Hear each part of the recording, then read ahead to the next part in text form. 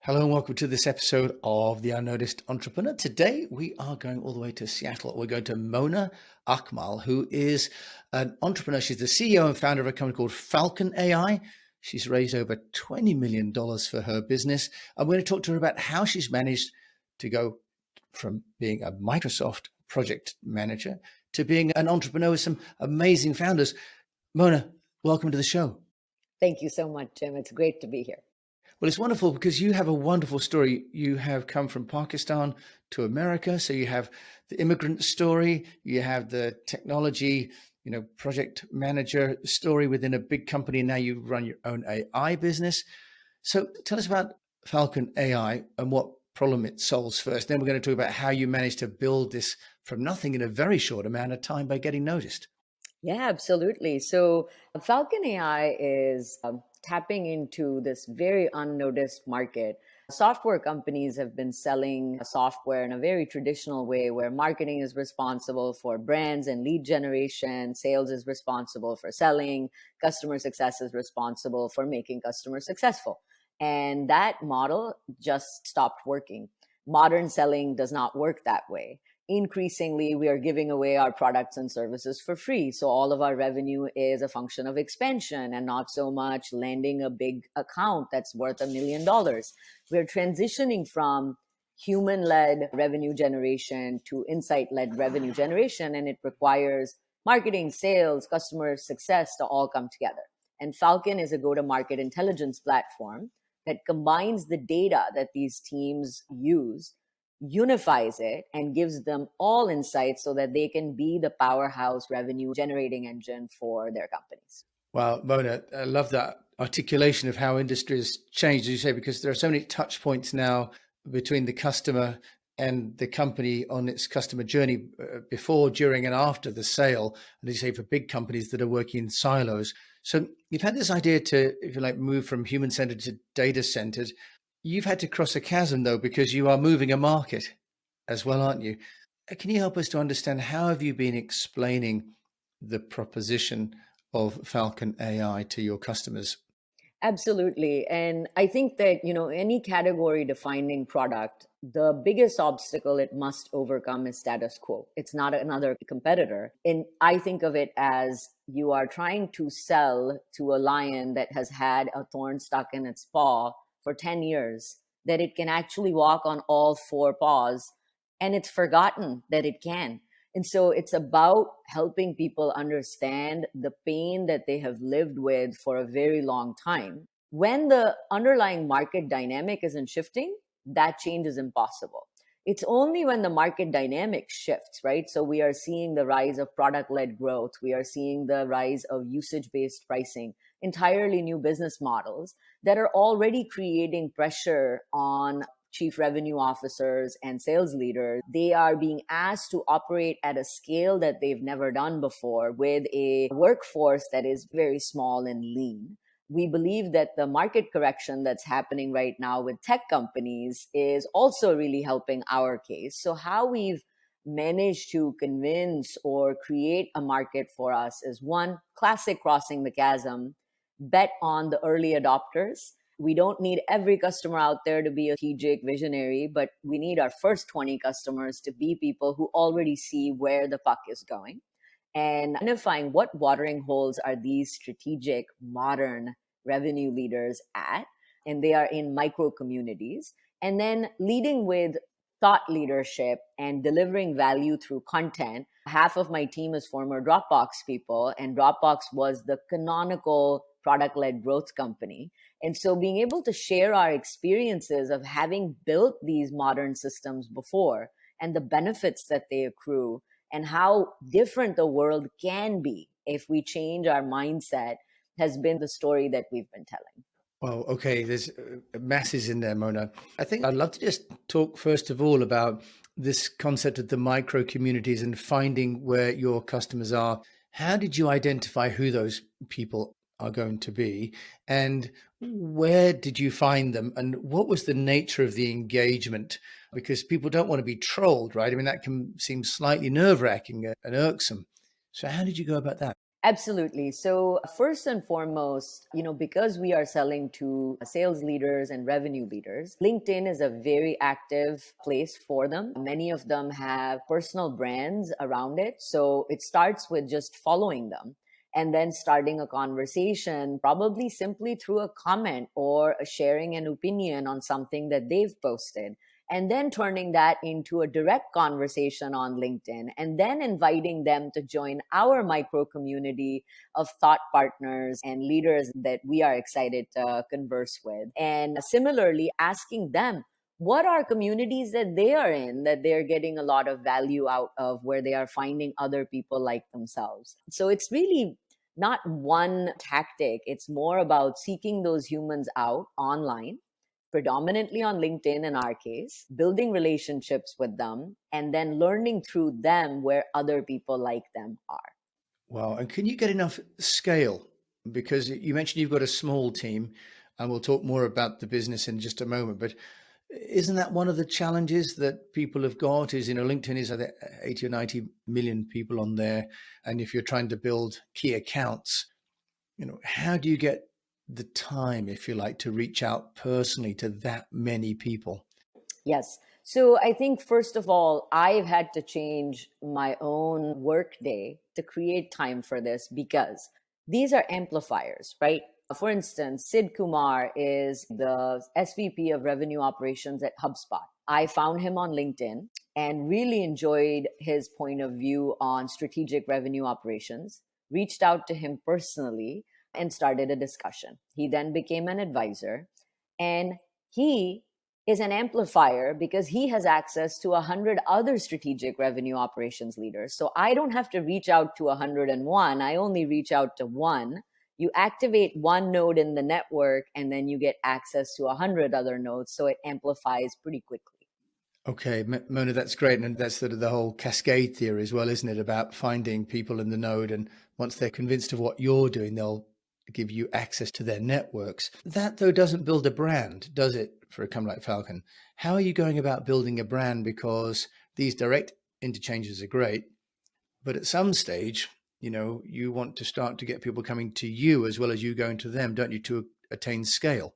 Yes, absolutely. So I don't think there's any one technique for building a brand. I think it's a few things. First is we actually work with a phenomenal PR agency that is helping me get out there and have conversations like this conversation to talk about issues that are pertinent to Falcon and Falcon's customers and prospective customers.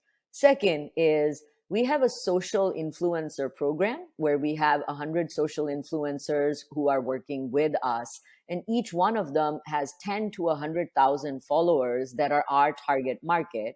And so when they post things related to the topics we care about, we now all of a sudden have access to 1 million of the most relevant people, and it's a multi-pronged strategy, right? So it's not just one influencer, it's literally 100 micro influencers and their networks.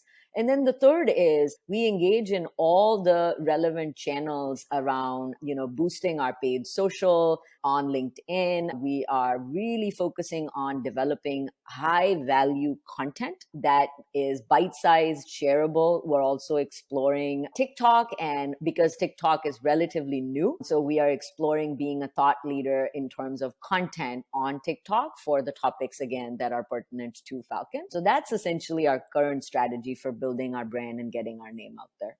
Mona, that's in the same way that you're approaching multiple silos from a revenue point of view. It's fascinating. You're actually creating integration between the silos of communication and content as well, aren't you? So you've figured that out really nicely. Thank you. That's a good connection. Yeah, well, look, it's genius. Now, you've also managed to raise a lot of money, shifting focus slightly. You've managed to raise $20 million, a 4 and then a 16 round. For a relatively young company, that's a phenomenal achievement. I'd love to just switch tack slightly and talk about investor relations and how you got noticed, because, as you mentioned, you're a first-time founder. You're originally from Pakistan, working for big companies, but not with a track record as an entrepreneur. I'd like to just let us know how you've overcome that hurdle, or Yes. hurdles, I should say. There's more than one hurdle in there. Yes, absolutely. So I think that when I left Microsoft about 10 years ago, I knew I wanted to start my own company, but I also knew all the challenges and obstacles that would be in the way. And the biggest obstacle, honestly, was I didn't know anyone in the startup world. Being completely unknown, especially early stage investing, is about feeling confident about the founder and feeling confident about the market. Nobody cares what your actual idea is. They're betting on you, right? Yeah. So while people think my journey with Falcon started in 2020, actually, my journey with Falcon started in 2012. I decided to become a known entity.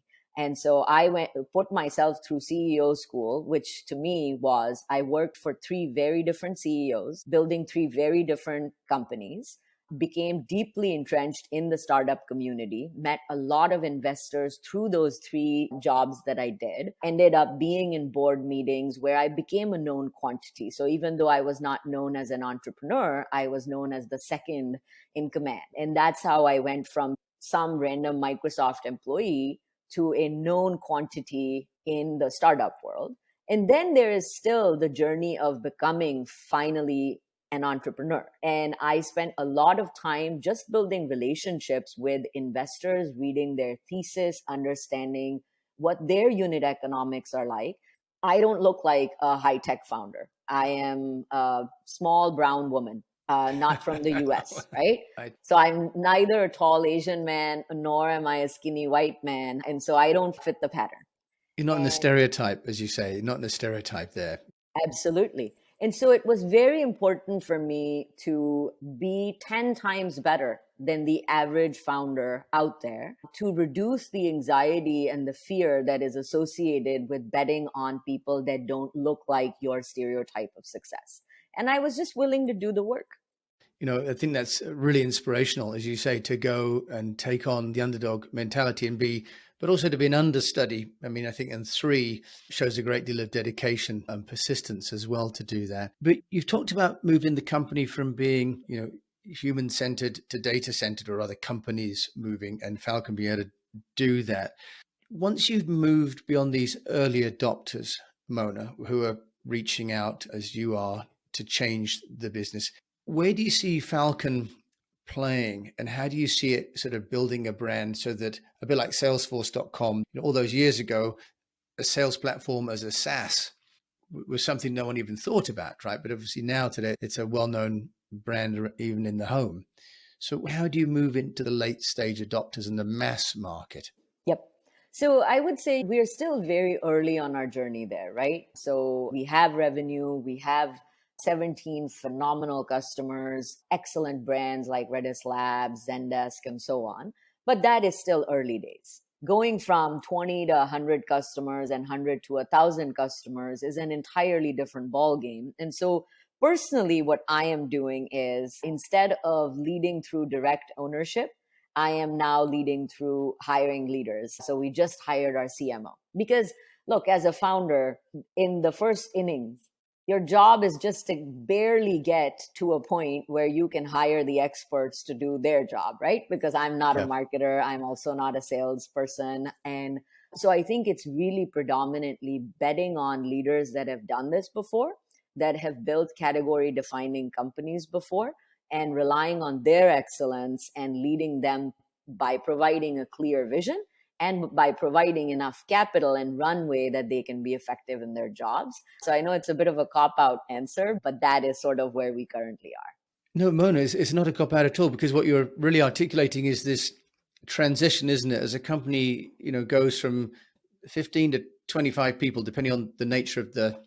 industry, it changes from a structural point of view, doesn't it? You have people that need to manage processes internally. And as a founder, you have to do your own work in a different way and hand off the vision to the Yep. next cadre of leaders. So it's not a cop out. It just shows you're maturing into the next level of leader, which doesn't surprise me at all. In terms of the communication with the new people that you're bringing on, I'd love to hear how you're sharing the vision, because communication internally is not going to be sustainable in terms of generating leads if the organization doesn't keep pace with what you're creating in terms of market demand. So can you just share how you sort of getting the team along and engaged with you? Any particular tools or practices you're using? Yes, this is actually a place where I feel very blessed. I started a company when I was 40. I had already spent 20 years in the industry. I've run 500-person teams before. So, I've done this part before actually. So, how we run, how we are transitioning into leading through people as opposed to direct ownership is by using OKRs, objectives and key results. I am a huge believer in OKRs. So quarterly, we set objectives for the company. It is my job to set those objectives, no more than 3. And then every leader at the company is responsible for defining key results, and every key result has to be quantifiable and measurable so that we're not debating what the definition of success looks like. And then we track our key results, progress towards key results every 2 weeks at the company level so that everyone has clarity on whether we are making progress or not. And if we're not making progress, what are we going to do differently in the following 2 weeks so that we are in a different, better position when we do our check-in again. That's the way. Okay, so that's wonderful. That's very practical. From a platform perspective, from a technology, from a communications and the sharing perspective, are you using a platform like Monday, for example, or using Slack, HubSpot, or does HubSpot do that internal communications for you as well?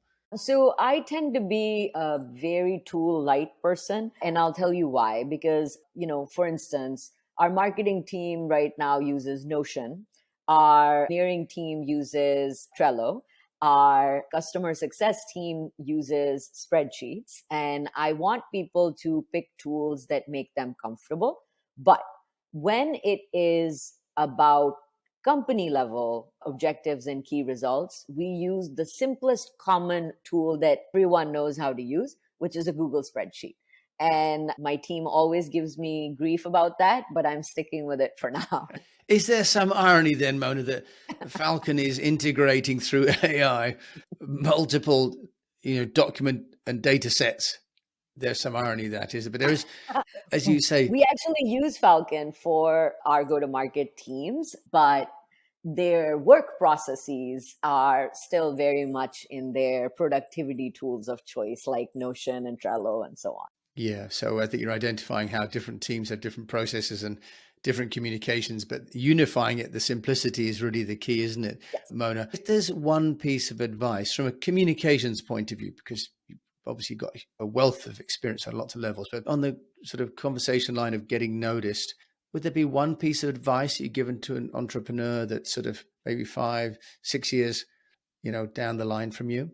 Yeah, absolutely. I think a few very important things come together. First, as an early stage entrepreneur, there is no difference between your brand and your company's brand. People are, for the first 5 years of your company's life, they're buying you as much as they're buying your software. And so, as a founder, understanding what are the unique values and elements of your personality that come through into your personal brand and your company's brand, really understanding what those are and then doubling down on them. They can't be more than 3 because otherwise you get a pretty confused brand. So I think, and then consistently communicating to those 3 key messages that are uniquely suited for, I think is the key. And then last thing I would say is think very much about where you need to be communicating, who are you communicating with, because often we focus on what we are saying and less about are we saying it in the right platform. So for us, for instance, LinkedIn is the best platform because everyone we're trying to speak to is there and is very active there, right? So figure out what your watering hole is. Mona, that's wonderful. And we've got sort of a bark of agreement there from your dogs. So thank you. They're obviously in alignment with you as well. Mona Akmal, joining me all the way from Seattle, Washington, CEO of Falcon AI. Thank you so much for joining me and sharing your wisdom. And of course, as always, I will put my guests' details in the show notes. So Mona Akmal, thank you so much for joining me on the UnNoticed Entrepreneur Show today. Thank you so much, Jim. This was fantastic. So much fun. A lot of fun. Thank you. And you've been listening to Mona Akmal, who has a great success story and some really good practical wisdom for all of us that are growing a business. And as always, I'll put her details in the show notes. If you've enjoyed this, do share it with a fellow entrepreneur. And if you've got the time to please review it that really helps as well. Thank you so much for listening to this episode of The Unnoticed Entrepreneur with me, Jim James.